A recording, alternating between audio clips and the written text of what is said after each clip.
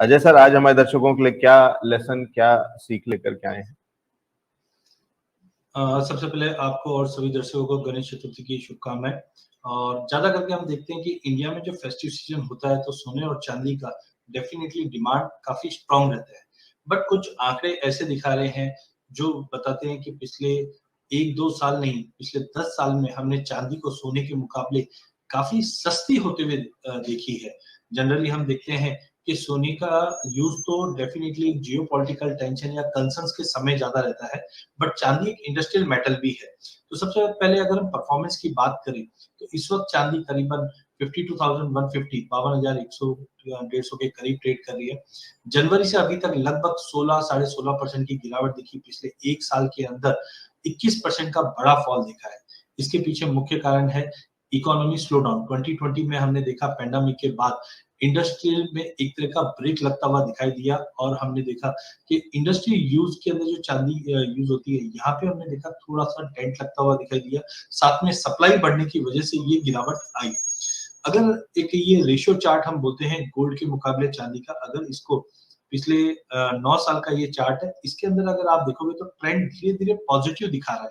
देखिए, कभी भी ये चार्ट अगर अपसाइड जाता है, इसका मतलब है सोने में लेवाली और चांदी में बिकवाली। और ये परफॉर्मेंस भी आप देख सकते हैं कि पिछले 10 साल की अगर बात करें तो चांदी हमेशा गोल्ड के मुकाबले अंडर परफॉर्मिंग रही है।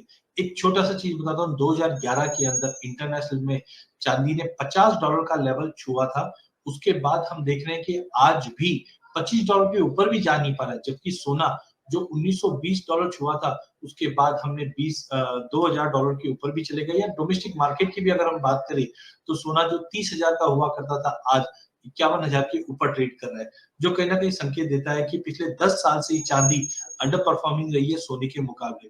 अब अगर हम यूसेज की अगर बात करते हैं तो पहले हम जानते थे कि सोने के बर्तन इन सब में ज्यादा यूज होता था, इससे ज्यादा चांदी का कोई यूज नहीं बोलते थे।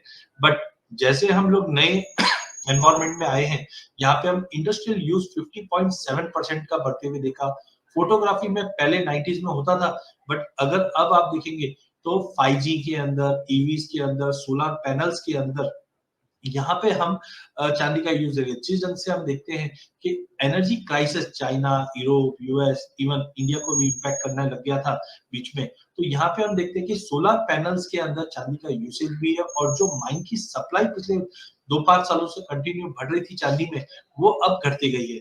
तो अगर ये सब चीज को अगर मैं सम अप करता हूँ करंट सिचुएशन से, तो सबसे पहले चांदी के अंदर जनवरी से अभी तक 18% का फॉल देखा है। इस वक्त चांदी 52,000 का भाव है। रिसेंटली हमने 2020 के अंदर चांदी में 75,000 का हाई लगते हुए देखा। तो आप इमेजिन कर सकते हैं 75,000 वाली चांदी आज आपको 51-52,000 में मिल रही है। इंटरनेशनल में भी $18 का लेवल हमने तोड़ा, जिस ढंग से डॉलर इंडेक्स 20 साल के उसके स्तंभ पे है। फेड ने क्लियरली कहा है कि इंटरेस्ट रेट हम कंटिन्यू बढ़ाएंगे और 2023 में भी कोई रेट कट नहीं होगा, जिसके चलते डॉलर में मजबूती बनी हुई है। और जब भी डॉलर में मजबूती होती है और सोना और चांदी दोनों ही अंडर परफॉर्मिंग करते हैं। रिसेंटली सीएमई के जो फेड वॉच टूल है उसमें भी बताया जा रहा है 70% चांसेस है कि फेड 0.75 से रेट हाइक सितंबर की 20 और 21 की जो बैठक है उसमें करेगा। इवन क्लेवलैंड के जो फेड प्रेसिडेंट है उन्होंने भी कहा है कि 4% का जो टारगेट रखा है इंटरेस्ट रेट का वो अगले साल भी कायम रहेगा, जिसके चलते अब तक हमने पिछले 6-7 महीनों में चांदी को अंडर परफॉर्मिंग होते हुए देखा है। बट सबसे इंपॉर्टेंट है आगे जिस ढंग से इंडस्ट्रियल डिमांड बढ़नी है, चाहे सोलर पैनल्स की बात करें, ये सब कहीं ना कहीं चांदी के लिए काफी अट्रैक्टिव बैट है। बिकॉज इतने निचले स्तंभ पे आने की वजह से जो माइनिंग कॉस्ट है वो रिकवर नहीं हो पा रही है और जिसकी वजह से माइनिंग आउटपुट अब करता हुआ दिखाई देता है। टेक्निकली अगर हम देखें तो टेक्निकली ये डेली चार्ट के ऊपर एक हार्मोनिक पैटर्न फॉर्मेशन है जो एक टेक्निकल टर्म में हम देखते हैं। No doubt this is the first candle के 52,000 का ये सपोर्ट लेता हुआ दिख रहा है पॉइंट डी पे जो यहाँ पे है। इनकेस अगर सितंबर में जो रेट हाइक है वो ऑलरेडी मार्केट डिस्काउंट करके चल रहा है, अगर मार्केट ये लेवल को अगर होल्ड कर जाता है तो आई थिंक हिस्टोरिकल डेटा कभी भी ये बताता है कि हार्मोनिक पैटर्न जब भी बनता है तो लेट्स से बैर मिनिमम हम 100% तक का रिट्रेसमेंट देखते हैं, जो मे भी पॉसिबल है कि 62-63 हजार तक का भी लेवल हम ईयर एंड तक देख पाए। तो मेक एंड ब्रेक सिचुएशन चांदी में बना हुआ है, चांदी का यूसेज कोई खत्म नहीं हुआ है।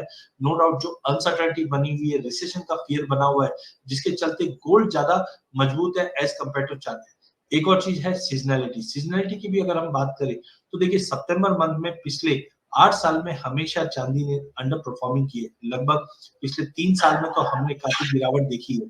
तो ऑलरेडी हमने अगस्त और सितंबर में एक बड़ी गिरावट देख चुके हैं, लेकिन अक्टूबर से आप देखेंगे तो मार्केट में धीरे-धीरे वॉलेटिलिटी बनती है और तेजी का रुख स्टार्ट होता है। तो आई थिंक धीरे-धीरे चीजें इंप्रूव होते हुए दिखाई दे रही है चांदी में। हाँ, 51-52 हजार का जो लेवल है, वो काफी क्रूशियल रहेगा मार्केट के अंदर।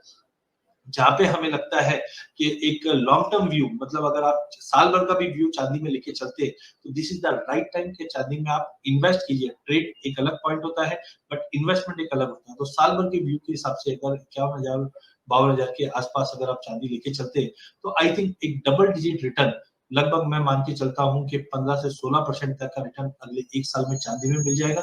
चांदी में निवेश करने के 2-3 तरीके हैं। आप एफसीएक्स के अंदर भी सिल्वर फ्यूचर से ट्रेड कर सकते हैं, ऑप्शन से ट्रेड कर सकते हैं, या अब म्यूचुअल फंड के अंदर भी सिल्वर में ईटीएफ लॉन्च हो चुके हैं, जो पहली बार ऐसा हुआ है इंडिया में। फरवरी में हमने देखा निपॉन, अभी डीएसपी, एडलवाइस, ये सब कंपनीज हैं जिन्होंने सिल्वर ईटीएफ या फंड ऑफ फंड लॉन्च किया। तो यहाँ पे भी आप निवेश करके चांदी में पार्टिसिपेट कर सकते हैं। जी, तो ये है अजय सर की राय केडी एडवाइजरी से कि चांदी में निवेश करके चांदी हो सकती है आपकी, लेकिन निवेश करना होगा तो वो जो एक कीवर्ड है, जो एक ध्यान रखने वाली चीज है, वो कह रहे हैं कि समय देना होगा लंबा, 1 साल का कम से कम। और निवेश की बात हो रही है, ट्रेड की बात नहीं हो रही, तो वो जरूर याद रखिए कि उस लिहाज से ये जो गिरावट है, ये मौका है निवेश करने का। सर, इसमें अगर मैं निवेश करता हूँ चांदी के अंदर में, और अलग अलग टूल्स भी आपने बता दिया कि अब तो म्यूचुअल फंड्स भी हैं और एमसीएक्स में तो है ही, और बाकी तरीके से, क्या मैं वन गो में अभी निवेश करूं या मैं पार्शियल इन्वेस्टमेंट करूं? देखिए ये चीज अगर जब चांदी 55 पे थी तो मैं जरूर बोलता था कि थोड़ा सा पार्शियल करके चलिए, बट आई थिंक जो इकोनॉमी को सेंट्रल बैंक सपोर्ट करने की पूरी कोशिश कर रही है, और चांदी एक चंचल है। हमने पिछले 10 सालों में कभी भी देखा, जब भी ऐसा बड़ा फॉल बैक आता है तो रिकवरी भी जो आती है वो शार्प रहती है। तो मुझे लगता है थोड़ा सा जो कंसर्न है वो सितंबर मंथ का है, बट सितंबर मंथ में एक बार ये रेट हाइक आ जाता है 7.75 का, जिसके बाद मुझे नहीं लगता कि मार्केट में थ्रेट है। और चांदी को एक पोर्ट्समैन गोल्ड भी बोलते हैं, जिस ढंग से गोल्ड लोगों के हाथ से निकलता हुआ दिखाई दे रहा है। इंडिया के इंपोर्ट्स की बात कर लेते हैं। इस बार 2022 का और 2021 के इंपोर्ट के फिगर्स देखे तो जबरदस्त इंपोर्ट हुए। तो I think as of now, पहले मैं सोच रहा था कि इसको पार्ट बाय पार्ट करें, बट एज ऑफ नाउ मुझे लगता है at one go we should buy, because 50,000 51,000 के जो लेवल्स है वो फ्रैंकली इन्वेस्टमेंट के तौर पे बहुत जबरदस्त अच्छे लेवल्स है। हाँ, अगर कोई साल 2 साल का ओवरव्यू लेके चलता है तो टारगेट्स लंबे और हो सकते हैं, बट एज ऑफ नाउ हम 15% का जंप करंट लेवल से देख रहे हैं, तो वन गो बाय किया जा सकता है।